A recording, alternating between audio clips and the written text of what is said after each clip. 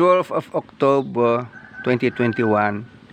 This is the 6th flood in my backyard, and this is what it looks like at 2 p.m. At 1 p.m. it was the highest level at 4 feet, and in 1 hour it has only dropped 2 inches. So 1 inch per half an hour, which is ridiculous. That means by evening this flood won't be able to go. So definitely the river Moyog is blocked in 3 places, and somebody is trying to check that out with no result.